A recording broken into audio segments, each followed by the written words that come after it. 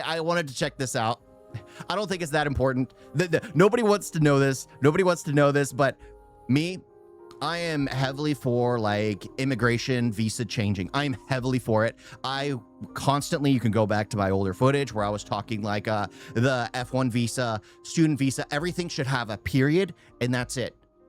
You can either become a citizen during that time period or you're just out of luck. You're just out of luck. And for what it seems like is like they've actually changed like the student visa, work visas. They changed it all. I mean, this thing popped up into my feed, so I'm going to check it out. I'm curious. From what I see is I think this person is unhappy with the changes of the visa, but I'm an American. I live here. I worked hard to make sure my wife is here. My father came here legally. We definitely need a revamping. It's either you come here, you wish to stay here, or you spend the 4 years you're gifted to do something for yourself and go back home. That's just how I see it. That's just how I see it. This is the new F1 visa rule. Everyone's panicking about. Here's what's actually changed. And I'm curious. I've never seen this person before. Your WhatsApp groups are on fire right now. The US just killed the F1 visa. The duration of status is gone. 4-year cap on students. Everyone's status is at risk. Here's what I want you to do before you read even one more forwarded message. Watch this video. On July 17th, 2026, DHS did publish a real 553-page final rule that ends something called the duration of status for F1 students. That part is true. It is a genuine and significant regulatory change. But most of what's spreading right now is either wrong, exaggerated, or missing the details that actually matter. If you're planning a fall 2027 masters, the path that everyone's panicking about, the 4-year cap, almost certainly does not apply to you. But there are real... Yeah, well, actually, from what I believe, it actually does. If you're doing a master's, but you're going in at the beginning of your college, like you're doing college, then university, it still does, but you have to file for an extension. You're only gifted that 4 years. You're always allowed to extend it, but now there's like a set time. A set time and your name's put on a register for being hunted down by ICE, which I am all for. Changes buried in this rule that do, and I'd rather you hear them from me than taking fragments from a group chat. I'm going to walk you through exactly what changed, why it changed, and what it actually means depending on where you are in your journey. No panic, just the rule explained properly. First, let's establish what's actually changing, because most of the panic comes from people who never understood what duration of status was in the first place. Since 1978, and it's always been there. It's always been there. F1 students were admitted to the US under something called the duration of status. In plain terms, this meant that you did not get a fixed expiry date. As long as you stayed enrolled in a full-time master's program, made normal academic process and followed the rules, your status was open-ended. This means your university's international office, the Office of Visa and Immigration Services or DSO, handled almost everything. If you needed an extension, if you wanted to change a program, if you wanted to transfer programs, all of this happened at the university level. It had nothing to do with USCIS, which is the Immigration Services directly. Now, this system is ending. Starting September 15, 2026. Give it to USCIS. Give it to USCIS. Again, the entire thing is it needs an overhaul. The USCIS absolutely needs an overhaul because dealing with it for, I think it's been almost 2 years now. No, we're coming on 3 years. I think we're coming on 3 years because it was before the Roca that I actually filed the paperwork for me and my wife, I believe. Yeah, I submitted the first paperwork and then it took a year to hear back for me to file more paperwork afterwards. And then, oh my gosh, so we're coming on 3 years now. We're coming on 3 years and to get my wife here legally. And it's just incredibly annoying. The thing is, I understand all the hurdles and they're absolutely complicated. There's too much red tape, but at the same time, I feel like there should be an overhaul in the whole thing to where it's like, oh, submit this, submit this, submit this. You'll hear back by this, this, and this. Like my wife didn't even know that because her paperwork got lost in the mail. Which when it was she was supposed to receive it. So she had like a 2-month time to get everything finalized. But after she did, after she did all her stuff, a month later, we were coming here. And then we still have to continue the portion from here. But the thing is, if you want something, you have to work for it. That's the way I see it. I wanted my wife here, so I had to work for it. I had to file paperwork. She had to file paperwork. She wants to be with me. That's just how it works. If you want something, you file for it. You work for it. I don't understand this. Oh, I got this, so it should be open-ended. There should be a blank check for everything. It's like, no, that's not how it works. That's absolutely not how it works. New F1 students will instead get a fixed expiration date stamped on their I-94, which is their admission record. Your stay is now capped at your program length and up to a maximum of 4 years. Plus, there'll be a 30-day grace period after you finish. That's the core change. Open-ended status has now become a fixed date. Everything else in this video is really explaining what that one shift means practically for you in practice. Here's the number that should immediately calm most of you down. A standard US master's program is 2 years long, in most cases even shorter. The new cap is 4 years. Even with zero buffer, you fit inside this rule with plenty of room to spare. If you're doing a 2-year master's degree, you'll complete your entire degree, the coursework, thesis and everything, without ever bumping into the ceiling. So who does this actually matter for? Maybe PhD students whose programs often run past 4 years, or undergrads who are doing 5-year dual degrees, and also people who are using long indefinite enrollment as a status maintenance strategy. And this rule is explicitly designed to cut paths for such folks. If you're a standard... That's the thing. So I think what's going to happen is after this takes place, all that paperwork that has been out and submitted is going to go to USCIS, and they're going to be the ones, okay, like this one was established 3 years ago, they're fine for now. We'll put them on a watch status, and that's just how it's going to go. So those who have been here for probably 5 years, probably best to fly back. Probably best to fly back before you're caught. Before you're caught. Fall 2027 master's application. Or wait till they offer for pay you to go back, take the money, go back, and then submit to file to come back. That's how it should be. This specific number is not your problem. Now, even if you're a PhD student or you are in a 5-year undergraduate program, you needn't panic. This doesn't mean your program gets short or that you're forced to leave the country before finishing. It means that if you need time beyond 4 years, you now have to formally apply for an extension with USCIS instead of your university handling it automatically. What you need to understand that the option to extend still exists. Now, let's talk about the parts of this rule that genuinely do apply to you, because there are real changes. It's just that these changes are not the ones going viral. First, your grace period after finishing your program is cut in half. It used to be 60 days, now it's 30. That means it's less time for you to wrap up your affairs and for you to transition post the program into your OPT or anything else. Plan around this. Don't assume that you have 2 months at the end. You only have 1 month. Second, your university and program choice is now effectively locked in. Under the old system, some students would enroll somewhere as a placeholder and transfer later. Under the new rule, graduate students cannot change their major or transfer institutions mid-program unless in rare case-by-case cases like a school shutting down. Bottom line, choose your program and university carefully and think. Why are you applying for schools that are shutting down? Unless it's a fake college, they shouldn't be shutting down. They shouldn't be shutting down. But yeah, I've been rooting for this kind of thing for so long. I'm glad that it's going to finally take place, because it took the immigration getting so out of hand, and me dealing with this firsthand.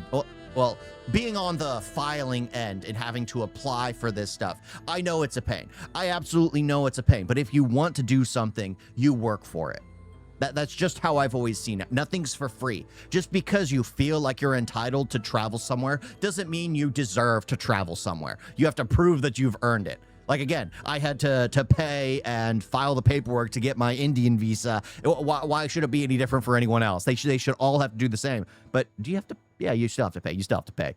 I was like, wait, do you have to pay for it? It's like, yeah, you do. About it well before you commit, because for masters or graduate students, there is no changing your mind once you're enrolled. Third, very important, if you graduate and apply for OPT after March 19th, 2027, you'll need to file 2 forms instead of 1. The first is the form I-765 for the work authorizations, and the second is the form I-539 to extend your status to match it. This means slightly more paperwork, slightly higher fees, and also your work authorization does not auto-extend while that second form is pending. Hence, if the USCIS is slow, which it may very well be, your start date could be delayed. Therefore, apply as early as your program allows. Fourth is the new fee, a $250 visa integrity fee on top of the usual $185 visa fee and the $350 service fee. So totally you'll be spending about $785 in government fees even before you land. Now, there is exactly one part of this rule where I want you to pay close attention. Welcome to the United States.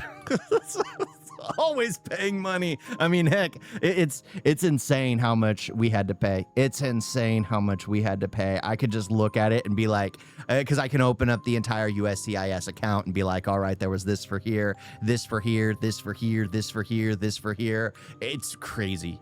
Not panic, but pay attention. If you're already in the US on the old duration of status system before September 15, 2026, you are temporarily grandfathered in. What that means is the older system is still applicable to you. However, if you leave the US for any reason after that date, your old open-ended status is gone the moment you re-enter. You'll be readmitted under the new fixed date system instead, with whatever time is left on your program, or capped at 4 years. Now, this is something genuinely that you have to plan around if it applies to you. If you're currently in the US on the older system, talk to your university's DSO before booking any international travel after the 15th of September. That's one part of this rule where a mistake actually costs you something. For everyone applying to fall 2027 fresh, this specific warning does not apply to you at all. You'll be on the new system from day one. So there's no... The thing is like, yes, you are grandfathered in, but that's not going to last.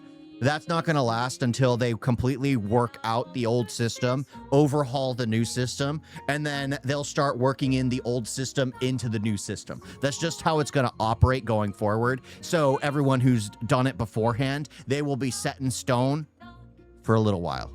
for a little while. It will change. Old status or legacy status to lose. Okay, so now I'm going to break this down by exactly where you are so that there is zero ambiguity. If you're already in the US mid-program on the old system, you're grandfathered in. Just don't travel internationally without checking with your DSA first. That's it. If you're planning fall 2027, you'll be admitted under the new fixed date system from the start. Because your program is likely going to be 2 years long, you're comfortably inside the 4-year cap. Your real to-dos: pick your university and program carefully since you cannot switch later. Plan your OPT filing early since you have to do dual filing after March 2027. And remember that your grace period at the end is 30 days, not 60. If you're doing a PhD or a program that can stretch past 4 years, you are not stuck. But the process has changed completely, and this is worth understanding clearly. You can still apply for an extension, but what is different is how. Under the old system, your university's DSO handled it directly. They updated your service record, issued a new I-20, and it was all done within a week. Now, under the new system, that same extension requires filing form I-539 directly with USCIS. And if you're planning to use a second master's degree as a backup plan to stay in the US longer while you're job hunting, that specific strategy is now closed. The rule explicitly bars using a lateral degree at the same level to maintain status. If that was part of your plan, it needs rethinking now, not after you've already committed. So is this the disaster your WhatsApp forwards are making it out to be? For the specific fear driving most of the panic that students are somehow going to be kicked out mid-degree or cap short, no. If you're planning a standard fall 2027 masters, that particular fear does not apply to you. You fit comfortably inside the 4-year cap, and the core promise of studying in the US, get admitted, complete your degree, apply for OPT work is completely intact. This is not a reason to panic, it's a reason to plan properly, pick the right university the first time, know your filing deadlines in advance, and understand exactly which of these changes apply to your specific situation. The students this rule genuinely hurts are the ones who just show up unprepared, wanting to go to the US and just stay without a particular plan. It will not hurt the ones who plan ahead, and if you're somebody watching this video, you are someone who plans ahead. If you watch this video until this point, I'm sure good for him. Good for him. Being informed, doing the research, and just putting it out there for people to learn. Again, there's nothing wrong. There's nothing wrong with a nation, you know, having full autonomy over who's coming in and having like giving set durations. Like heck, when my passport expires, so does my visa traveling to India. Like they both expire. Like I made sure to shoot for 5 years. The 5-year. Like I have 5 years where I can travel to India. I made sure to shoot for that because you know what? My wife is from India. I'm planning on going back there quite a lot. I mean, I have a course in one stay. I can stay 180 days. I'm sure a lot of people break that, but I could stay 180 days, travel, and then yeah. So I know what my limits are. I know when I have to reapply. And again, I will reapply. I'm not just going to automatically assume. Of course, I think India is one of those nations where you can get visa on arrival. Of course, I'm not going to do that. I think that's, I don't know, you think less of a nation when you do something like that because it's like, oh, you're not worth my time and effort to invest, figure out, and apply to get here. I just assume it's going to be given to me right away. Right away. This change seems logical. I don't know why anyone would oppose it. They oppose it because it's for those people that don't want to follow. They just want to use a student visa to gain access to a location and then start working immediately. In this situation, you would have to get a student visa. Then I think it's the I-4, no. I think it's 789, it's 759. The 759 form is the work visa form, not the 5, but the 759 form.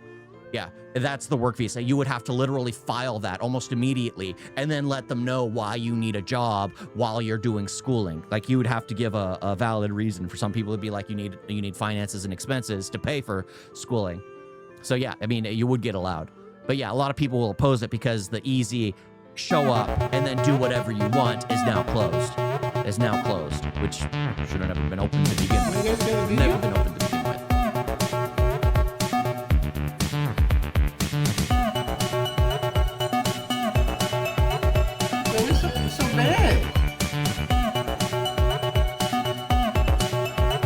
Don't forget to like and subscribe. Wait on that.